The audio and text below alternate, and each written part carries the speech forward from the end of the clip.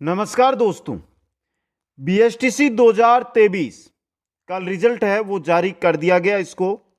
अब आज हम यहां पर बात करने वाले हैं, वो बात करने वाले हैं कि रिजल्ट में कितनी बढ़ोतरी हुई या कितनी रिजल्ट है वो घटा 2021-2022 की तुलना में। दूसरी बात यहां पर हम बात करेंगे काउंसलिंग कब से आपकी शुरू होगी काउंसलिंग को लेकर, और कितने अंक अगर आपके हैं तो आपको मिलेगी कॉलेज। इसके अलावा किन किन साथियों को काउंसलिंग के अंदर भाग लेना है, कंप्लीट जानकारी एक ही वीडियो के अंदर आपको यहां पर मिलने वाली है। तो जो भी बीएसटीसी अभ्यर्थी है और जिनके 250 से अधिक अंक बन रहे हैं वो इस वीडियो को अंत तक जरूर देखें। दोस्तों एक बार सभी साथी वीडियो को लाइक शेयर और चैनल को सब्सक्राइब करें। चलते हैं दोस्तों इस वीडियो की ओर। बीएसटीसी 2023 रिजल्ट कर दिया गया है जारी। सबसे पहले अगर मैं रिजल्ट की बात करता हूं, सबसे पहले बीएसटीसी रिजल्ट की अगर मैं बात करूं 2023 रिजल्ट, देखिए बीएसटीसी दो प्रकार की होती है। एक तो आपकी होती है सामान्य, एक होती है संस्कृत। समझ गए, सामान्य और संस्कृत दो प्रकार की बीएसटीसी है ये होती है दोस्तों। अब देखिए सामान्य के अंदर लगभग सर्वाधिक स्टूडेंट है, और सामान्य की जो इस बार रिजल्ट रहा है वो हाईएस्ट अंक है ना, हाईएस्ट अंक, हाईएस्ट अंक के अंदर इस बार गिरावट आई है। कितनी गिरावट आई है? 9 अंक की गिरावट आई है दोस्तों। और ये गिरावट आई क्यों, इसका मुख्य कारण क्यों, जबकि पिछली बार की तुलना में इस बार जो अभ्यर्थी है उनकी संख्या में 40 से 45 हजार की वृद्धि हुई थी दोस्तों, फिर भी 9 अंक की गिरावट आई है। तो इसका प्रभाव आपके काउंसलिंग पर आपको देखने को पूरा मिलने वाला है दोस्तों। सबसे बड़ी बात है ये। इसी प्रकार जो संस्कृत विभाग है, जो संस्कृत के लिए है, उसके भी हाईएस्ट अंक के अंदर गिरावट आई है। दोनों जगह आपको गिरावट देखने को मिलेगी। और इसी के अलावा जो संस्कृत और सामान्य में टॉपर रही, सामान्य के अंतर संतरा जाट जिन्होंने 87.5% अंक बनाए भीलवाड़ा से हैं, और संस्कृत के अंदर टॉपर रही हिमांशी जैन जो भीलवाड़ा से हैं और 81.5% है जो अंक बनाए, उनको बहुत बहुत शुभकामनाएं। इसी प्रकार आगे वो बढ़ती रहे और उज्जवल भविष्य की हम उनकी कामना करते हैं दोस्तों। अब देखिए ये अंक मैंने बताए क्यों है, क्योंकि इनमें गिरावट दर्ज करी गई है। और गिरावट दर्ज का मतलब है कि आप अगर काउंसलिंग का सोच रहे हैं तो सोचकर चलिए आराम से, क्योंकि काउंसलिंग नीचे जाने वाली है। अगर वर्तमान के अंदर मैं बात करता हूं राजस्थान की, तो राजस्थान के अंदर 377 कॉलेज है और 26,000 स्टूडेंट है, या 26,000 स्टूडेंट बोल सकते हो या सीट बोल सकते हो आप। इनके अंदर क्या है? सीट है दोस्तों।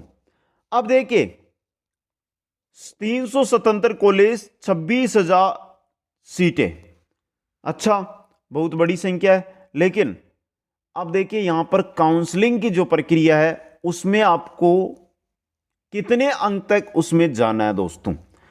काउंसलिंग के बारे में हम बात करते हैं, सबसे इंपॉर्टेंट चीज है काउंसलिंग। तो चलिए दोस्तों, काउंसलिंग होती क्या है? काउंसलिंग काउंसलिंग क्या होती है? जैसे ही आपका रिजल्ट आया, समझ लेना एक बार, रिजल्ट आने के बाद आपको कॉलेज चॉइस करना होगा, कॉलेज चॉइस करना होगा दोस्तों। ये इंपॉर्टेंट चीज है आपके लिए। आपको क्या करना होगा? कॉलेज चॉइस करना होगा। अब कॉलेज चॉइस से क्या होगा? कॉलेज चॉइस आपको यहां पर करना होगा। और कॉलेज चॉइस के बाद, ये कॉलेज चॉइस आपने कर ली, कॉलेज चॉइस है, इसी को कहा जाता है आपके काउंसलिंग। इसका अगर मैं चार्ज की बात करता हूं तो 3,000 रुपए है। जो आपका अगर नंबर नहीं आता है बीएसटीसी के अंदर और कॉलेज मिल जाता है, दूर मिल जाता है और आप कॉलेज अटेंड नहीं करते हैं, आप चाहते हैं कि मैं तो अगली बार बीएसटीसी करूंगा, तो भी ये 3,000 रुपए आपको वापस दे दिए जाएंगे। समझ गए? अब देखिए 3,000 देकर आपने कॉलेज, सभी कॉलेज है वो लगा दिए दोस्तों। लगाने के बाद आपका क्या होगा, विभाग की तरफ से कॉलेज आवंटित किए जाएंगे। अब कॉलेज आवंटित हो गए आपको, आवंटित होने के बाद फिर आपको क्या करना होगा, आवंटित होने के बाद फिर आपको जाना होगा कॉलेज के अंदर जिसमें आपका नंबर आया है, वहां पर अपना डॉक्यूमेंट वेरिफिकेशन कराना होगा और एडमिशन लेना होगा। तो ये होती है काउंसलिंग प्रक्रिया दोस्तों।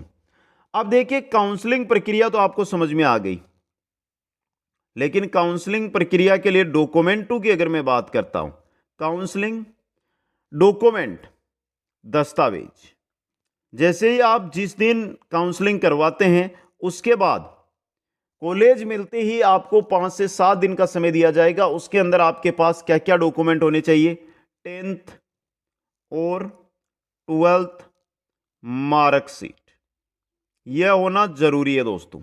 समझ गए, 10th और 12th की मार्कशीट, रिजल्ट की कॉपी, रिजल्ट कौन सा, बीएसटीसी, इसकी कॉपी आपके पास होना जरूरी है। मूल निवास आपके पास होना है, मूल निवास और जाति प्रमाण पत्र, ये दोनों आपके पास होने चाहिए, प्रमाण पत्र होने चाहिए। इनके अलावा आपके पास आधार कार्ड होना चाहिए। काउंसलिंग जिस चीज की आपने करवाई है बीएसटीसी की, उसकी रसीद आपके पास होनी चाहिए। ये चीजें तो आपको सुरक्षित रखनी है। अब आपको मिल जाती है कॉलेज, कॉलेज मिलते ही आप क्या करोगे, बैंक में जाओगे, फीस जमा करवाओगे, तो फीस की रसीद भी होनी चाहिए, फीस की रसीद। ये सभी डॉक्यूमेंट आपको तैयार करना है, क्योंकि काउंसलिंग अगले 5 दिन बाद यानी 5 अक्टूबर से आपकी शुरू हो रही है। उसके बाद ये डॉक्यूमेंट आपको सबसे पहले तैयार करने हैं, और ये डॉक्यूमेंट तैयार करके जिस दिन वापस फर्स्ट लिस्ट आती है कॉलेजों की काउंसलिंग के बाद, उस दिन आप इन डॉक्यूमेंटों के साथ अपना जो कॉलेज मिलता है उसमें जा सकते हैं दोस्तों। समझ गए, यह है आपकी काउंसलिंग के जो दस्तावेज है वो दोस्तों। अब यहां पर हम बात कर लेते हैं काउंसलिंग कब होगी, काउंसलिंग है ये कब होगी दोस्तों। काउंसलिंग है ये 5 अक्टूबर से शुरू होगी। कब होगी, 5 अक्टूबर से। काउंसलिंग की प्रक्रिया 5 अक्टूबर से शुरू की जाएगी। आ गया समझ में यहां पे, तो कितने दिन बचे, 5 दिन बचे। अब देखिए यहां पे काउंसलिंग की प्रक्रिया 5 अक्टूबर से शुरू होगी।